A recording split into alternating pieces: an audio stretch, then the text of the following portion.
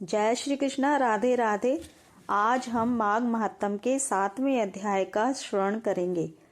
पिछले अध्याय में हमने श्रवण किया था कि कुंडल और विकुंडल दो भाई थे जिनको यमलोक में चित्रगुप्त जी ने अपने अपने कर्मों के अनुसार कुंडल को नरक में और विकुंडल को स्वर्गलोक में भेज दिया था। इतनी कथा सुनाने के पश्चात महर्षि वशिष्ठ जी ने कहा, हे राजन, जिस समय देवदूत विकुंडल को लेकर स्वर्ग जा रहा था, उस समय विकुंडल ने उस देवदूत से कहा, हे दूत, शास्त्रकारों का कथन है कि सज्जनों के साथ 7 कदम साथ साथ चलने पर मित्रता हो जाती है। इस प्रकार इस नियम से तुम मेरे मित्र हो, अतएव तुम मेरी इस शंका का समाधान करो कि हम दोनों एक ही कुल में उत्पन्न हुए, एक ही माता पिता की संतानें हैं, साथ ही जीवन भर हम दोनों ने कर्म भी एक ही जैसे किए। हम दोनों भाई समान रूप से हिंसा और पाप करते रहे, लेकिन इस विचित्र स्थिति का क्या कारण है कि मुझे स्वर्ग मिल रहा है। हम दोनों ने मध्य मास और दुराचार जैसे कर्म किए हैं, फिर भी मैं स्वर्ग में और मेरा बड़ा भाई नरक में भेजा गया है। छोटे भाई विकुंडल के इस प्रश्न को सुनकर विष्णुदूत ने कहा, तुम्हारा कथन सत्य और तर्कसंगत है, साथ ही जिज्ञासा भी उचित है, लेकिन एक आश्चर्यजनक रहस्य मैं तुम्हें यह बताता हूँ कि कर्मों की गति बड़ी गूढ़, रहस्यमय तथा विचित्र है। इस विषय पर बड़े बड़े ज्ञानी तक भ्रमित हो जाते हैं, फिर साधारण व्यक्तियों के लिए क्या कहा जाए। अनेकों बार मनुष्य अपने अच्छे स्वभाव के कारण अनेकों ऐसे कार्य परोपकार भावना से प्रेरित होकर कर बैठता है कि उनका आश्चर्यजनक लाभ प्राप्त होता है। इसी प्रकार अज्ञानतावश मनुष्य से ऐसे पाप हो जाते हैं जो उसके घोर कष्ट का कारण बनते हैं। इस उदाहरण द्वारा सरल रूप में इस प्रकार समझो, कोई व्यक्ति कोई दुर्घटना बचाता है तो साधारण रूप में इसे कर्तव्य पालन और बुद्धिमानी माना जाता है, लेकिन इस प्रकार के कामों से विनाश और प्राणी हत्या का संकट टलता है। अतः यह कार्य पुण्य की श्रेणी का है। कुएं, तालाब और बावड़ी इत्यादि बनवाना लोक कल्याण के कार्य हैं। ये धर्मार्थ कृत्य पुण्य हैं, किंतु कभी कभी अर्थ का अनर्थ होने से, निर्माण की जगह विनाश होने से यही कार्य पाप और कष्ट का कारण बन जाते हैं। किसी व्यक्ति ने जैसे कहीं कोई परोपकार भावना प्रेरित हो कुआं ही खुदवाया, पर किसी असमर्थतावश वह यह कार्य अधूरा ही छोड़ बैठा, तब यदि दुर्भाग्यवश दुर्घटनाएं घटती हैं, आधे खुदे कुएं में गिरकर लोगों की मौतें होती हैं, तब ऐसी दशा में स्वर्ग प्राप्ति की इच्छा से किए गए पुण्य कार्य को अधूरा छोड़ने का दंड निर्दोष मौतों की पाप का भागी बनकर नरक भोगना। साधारण से साधारण पुण्य से मनुष्य का जीवन बदल जाता है और इसी प्रकार अनजानी भयानक भूलों के कारण बिगड़ भी जाता है। स्वर्ग और नरक कर्मों के फल के अनुसार प्राप्त होते हैं, अतः मनुष्य को कर्म करने में पूरी सतर्कता, आत्म संयम तथा अहिंसा अपनानी चाहिए। इतना कहकर कुछ रुककर विष्णुदूत ने फिर कहा, हे विकुंडल, अब तुम स्वर्ग के सम्मानित अतिथि हो, लेकिन अब इसका स्पष्ट स्वरूप भी समझ लो कि तुम्हें किस प्रकार स्वर्ग लाभ हुआ है। यह तो स्पष्ट सत्य है कि तुम दोनों भाई जीवन भर पाप कर्मों में लिप्त रहे, कभी भी कोई पुण्य कार्य नहीं किया, किंतु इस सत्य घटना की भी तुम्हें पूर्ण स्मृति है कि अपने जीवन के अंतिम वर्षों में तुम अपने भाई का साथ छोड़कर अलग होकर यमुना के दक्षिणी तट पर महर्षि सुमित्र के साथ आश्रम में रहने लगे। यहाँ तुम्हारे जीवन को सद्गति और सत्संग प्राप्त हुआ। तुम प्रतिदिन हरि कथा श्रवण करने तथा माघ स्नान आदि करने लगे। तुम्हारा जीवन धार्मिक कृत्यों में लगने लगा, लेकिन तुम्हारा बड़ा भाई भीलों के साथ रहकर भी हिंसा तथा पाप कर्मों में लीन रहा। तुमने व्रत नियमों का पालन करते हुए विधि विधान पूर्वक माघ स्नान किया, इससे तुम्हारे संपूर्ण पाप कर्मों का नाश हुआ तथा विष्णु भगवान की भक्ति एवं माघ स्नान के कारण तुम्हें स्वर्ग प्राप्त हुआ। तुमने तो ना कोई बड़ा दान किया, ना यज्ञ किया, ना तप, फिर भी तुम्हें स्वर्ग प्राप्त हुआ। इसका तुम्हें बड़ा आश्चर्य है, लेकिन सत्य यह है कि तुमने हिंसा तथा पाप इत्यादि अशुभ कर्मों को पूर्ण परित्याग कर अपने पूर्व कर्मों का पश्चाताप करते हुए आश्रम में रहकर अपना जीवन विष्णु भगवान की भक्ति में तथा माघ स्नान में लगाया। इससे ही तुम्हें स्वर्ग की प्राप्ति हुई है।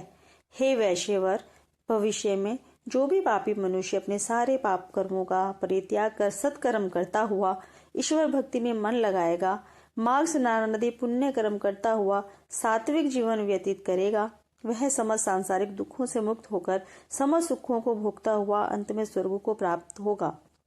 हे विकुंडल, यद्यपि तुमने जीवन भर पाप किए हैं, किंतु अपनी आयु के अंतिम 2 वर्ष पूर्ण धार्मिक कर्मों में लगाए हैं, भगवान की पूजा उपासना की है, माघ स्नान किया है, अतः तुम्हें स्वर्ग प्राप्त हुआ है। अनेकों ऐसे धार्मिक कृत्य हैं जिनसे मनुष्य पवित्र, निर्मल तथा पुण्य आत्मा हो जाता है। वह मनुष्य जो तुलसी का पौधा श्रद्धा और प्रेम से लगाता है, उसकी सेवा करता है, वह भी सब पापों से मुक्त हो जाता है। इसी प्रकार जो भक्त तुलसी दल को भक्ति भाव सहित भगवान को अर्पित करते हैं, भगवान का चरणोदक लेते हैं, वे सभी सदा सर्वदा के लिए पाप मुक्त होकर भगवान की कृपा प्राप्त करते हैं। वे दुखों से मुक्त होकर संपूर्ण सुखों को प्राप्त करते हैं। धर्म शास्त्रों का कथन है कि नर्मदा का दर्शन, गंगा जी का स्नान तथा तुलसी वन का स्पर्श, ये तीनों ही कार्य महापुण्य फल देने वाले हैं। इसी प्रकार जो भक्तजन ओंकार रूपी शिवलिंग का पूजन करते हैं, भगवान शिव को प्रसन्न करने वाले ओम नमः शिवाय मंत्र का जाप करते हैं, भगवान शिव का भक्ति पूर्वक ध्यान करते हैं, वे समस्त दुखों से छुटकारा पाकर यम पाश से मुक्त होकर इस लोक तथा परलोक में सुखों को भोगते हैं। हे मित्र विकुंडल, भगवान शंकर और भगवान विष्णु को समान जानकर ही इनकी आराधना करनी चाहिए। किसी भी देवता को एक दूसरे से छोटा बड़ा नहीं समझना चाहिए। इन्हें समान आदर और भक्ति की दृष्टि से देखना चाहिए। जो भक्त भगवान शंकर की आराधना करते हैं और विष्णु भगवान की उपेक्षा करते हैं, वे भयानक भूल करते हैं तथा घोर कष्टों में फंसते हैं। इसी प्रकार जो विष्णु भगवान की आराधना करते हैं परंतु शंकर भगवान की उपेक्षा करते हैं या उनके भक्तों से द्रोह करते हैं, वे भी स्वपन में सुखी नहीं हो सकते हैं। उनकी भक्ति तथा पूजा व्यर्थ और निष्फल जाती है। अतः इस सत्य और सत्य को पूर्ण रूप से हृदय में स्थित कर भगवान शिव, विष्णु तथा ब्रह्मादि देवताओं की आराधना करनी चाहिए। कोई देवता किसी से छोटा नहीं है। सभी देवता एक ही ईश्वर के रूप हैं। सबसे समान भक्ति और सबका समान आदर करना चाहिए। इसलिए सभी देवताओं की आराधना करते हुए किसी से भी द्वेष नहीं करना चाहिए। द्वेष और अभिमान तो पापमूलक हैं। भक्त तो समदर्शी तथा उदार होता है। सभी देवताओं को परमपिता परमात्मा का ही रूप मानना चाहिए।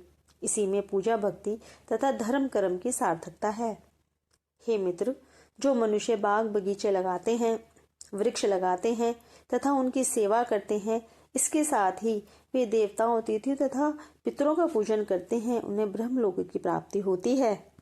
हे वैश्यवर, जो अतिथि मध्याह्न काल में अपने घर आए, वह चाहे मूर्ख हो, पतित हो, अज्ञानी हो अथवा वेद पाठी विद्वान या पंडित हो, सारांश यह है कि उसकी हेयता और श्रेष्ठता का भेद त्याग कर उसे ब्रह्म समान ही समझना चाहिए। इसी के अनुसार श्रद्धा और भक्ति सहित उसकी सेवा और सत्कार करना चाहिए। जो मनुष्य भूखे व्यक्ति को भोजन देता है, प्यासे को जल पिलाता है तथा हर प्रकार से दीन दुखियों की सेवा करता है, दया, क्षमा, अहिंसा और उदारता इत्यादि का पालन करता हुआ धार्मिक जीवन बिताता है, वह अनंत काल तक स्वर्ग सुख प्राप्त करता है। हे मित्र, कोई अपरिचित अतिथि जिसे पहले कभी ना देखा हो, यदि भूख से व्याकुल होकर अपने घर पर आए हो तो उसका मृदु वचनों से स्वागत करते हुए उसे भोजन कराकर उसकी क्षुधा शांत करने वाला दीर्घ काल तक स्वर्ग सुख प्राप्त करता है। अतिथि कैसा भी क्यों ना हो, उसे ईश्वर का रूप समझकर उसका सत्कार करना चाहिए।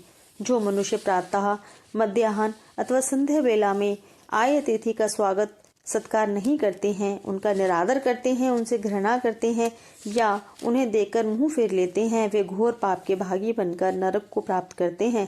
जिस गृहस्थ के द्वार से अतिथि निरादित होकर या नहीं है, कहीं और जाओ, मैं कुछ नहीं दूंगा इत्यादि वचन सुनकर निराश होकर लौटता है, वह गृहस्थ घोर पाप का भागी बनकर नरक की यातनाएं भोगता है। ऐसा करने वालों के सारे पुण्य और ईश्वर भक्ति व्यर्थ जाती है। अतः घर आए अतिथि को ईश्वर का स्वरूप समझकर उसका यथाशक्ति आदर सत्कार करना चाहिए। उसे कभी भी निराश नहीं करना चाहिए। उसे श्रद्धा पूर्वक प्रेम से भोजन कराकर तृप्त करना चाहिए। सभी गृहस्थों के लिए अतिथि सेवा परम पुनीत धर्म है। गृहस्थ के लिए अतिथि सेवा सर्वोत्तम धर्म और कर्तव्य है। इससे बढ़कर ना तो बंधु बांधव या धन्य धान्य कुछ भी नहीं है। वैश्यराज, मेरा यह सत्य वचन है कि केवल अतिथि सेवा के पुण्य प्रताप के बल से ही अनेकों राजा महाराजा धर्मात्मा ऋषि महर्षि स्वर्ग में निवास कर रहे हैं। उनके पुण्य अब तक क्षीण नहीं हुए हैं। कर्ण, दधीचि तथा बलि इत्यादि सर्वोत्तम पालन करता हुए इनके पुण्य पाप अभी तक अक्षय बने हुए हैं। संक्षेप में इतना ही ध्यान रखो कि अतिथि सेवा सर्वोत्तम धर्म तथा कर्तव्य है। प्रत्येक गृहस्थ को अतिथि सेवा के धर्म का अवश्य ही पालन करना चाहिए।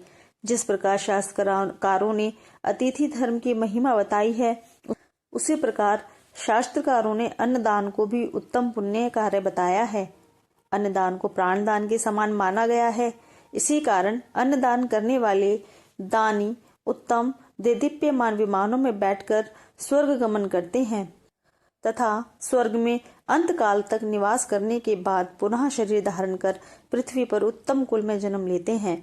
वे सब प्रकार के सुख भोगते हुए भूपति हुआ करते हैं। इतना ही नहीं बल्कि ऐसे मनुष्य रूपवान, धनवान, ऐश्वर्यवान होकर संपूर्ण दुखों से मुक्त होकर दीर्घायु सुख प्राप्त करते हैं। संपूर्ण दुखों से मुक्त रहकर दीर्घायु सुख भोगते हैं। हे वैश्यवर, एक बार का विवरण है कि जब राजा के शरीध्वज स्वर्ग भोग पूरा कर पृथ्वी पर आने लगे तो धर्मराज ने उनसे कहा, हे राजन, पृथ्वी से लौटकर यदि पुनः पूर्ववत स्वर्ग सुख प्राप्त करना चाहते हो तो पृथ्वी पर जाकर अन्नदान अवश्य करना। हे मित्र, यह विवरण मैंने स्वयं धर्मराज से सुना है। अतः अन्नदान से बढ़कर कोई अन्य दान नहीं है। यह सत्य है। जो मनुष्य ग्रीष्म ऋतु में जल का दान करते हैं, हेमंत ऋतु में अग्नि का दान करते हैं तथा सभी ऋतुओं में अन्न का दान करते हैं, वे स्वर्ग जाकर अनंत काल तक वहां के दिव्य सुखों को भोगते हैं। हे वैश्यराज, जो मनुष्य अपने मनसा वाचा कर्मणा किए गए समस्त पापों का विधि से प्रायश्चित करते हैं, उन्हें भी देवताओं तथा गंधर्वों की कृपा से उत्तम लोकों की प्राप्ति होती है।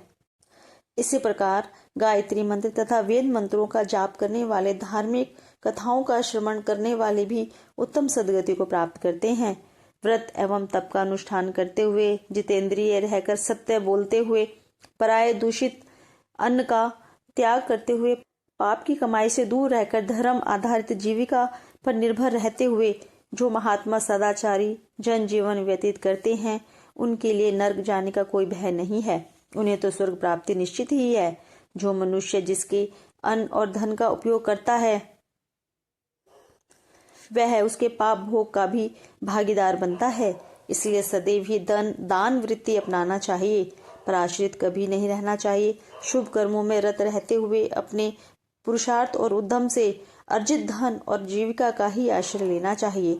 विष्णुदूत का यह उपदेश सुनकर विकुंडल ने पूछा, हे मित्र, वे कौन से कर्म हैं जिनको करने से मनुष्य यम पाश से मुक्त हो जाते हैं तथा वे कौन से कर्म हैं जिनको करने से प्राणी को नरक प्राप्त होता है? विष्णुदूत ने कहा, हे मित्र, जो मन वचन कर्म तथा चिंतन से किसी भी समय या अवस्था में दूसरों को किसी भी प्रकार का कष्ट नहीं देते हैं, वे नरक नहीं जाते हैं। प्राणियों की हिंसा करने वाले मनुष्यों का तो जप तप दान यज्ञ वेद पाठ तथा धार्मिक अनुष्ठान करके भी उद्धार नहीं होता है। ऋषियों तथा महर्षियों ने सदैव हिंसा को हेय और पाप माना है। हिंसा मुक्त रहना ही परम धर्म है। यह तप के समान है। अहिंसा सर्वोत्तम धर्म तथा सबसे बड़ा दान कहा गया है। जो मनुष्य छोटे छोटे जीवों की अपने समान ही रक्षा करता है, वह कभी भी नरक में नहीं जाता है।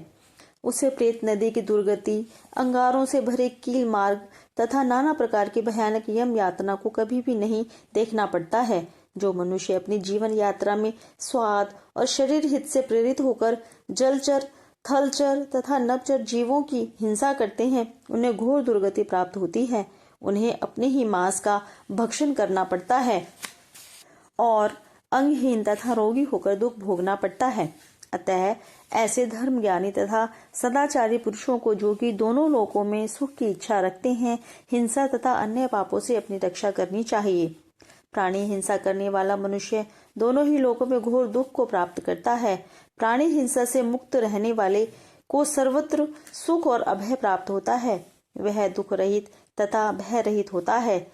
जैसे सभी नदियों, नालों तथा झीलों का जल अपनी यात्रा पूरी कर समुद्र में समाहित होता है, उसी प्रकार संसार के सभी धर्म अंततः अहिंसा में ही समाहित होते हैं। इसीलिए कहा गया है कि अहिंसा परमो धर्मः। इस प्रकार से माघ महात्म का 7वां अध्याय समाप्त होता है। जय श्री कृष्णा। राधे राधे।